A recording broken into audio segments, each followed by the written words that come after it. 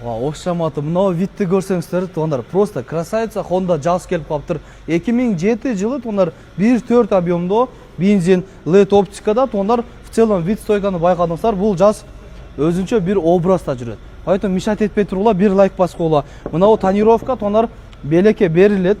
Так, тонировка қаншаға чейін бар? Где-то апрельге чейін бар деді ұқсайды, а? Үке? 2007 1.4 левый руль механикада салон авалын бір көрсет қой. Так, тонировка апрельге чейін білет ақсыр? Ова дейді ондар. Так, и артына көрсет қойла.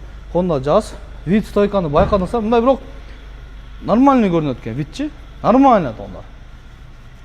Анан, может быть, танышыңар издеп жүрсе өзүнө, анан ошолорго жиберип койгула, потому что кичине соопчулукка, если жакшы көрсөңүздөр, ондар, жаман көрсөңүздөр, кичине ондай неме болосуңар, дейм, мамилени оңдойсуңар, орозада келип калды.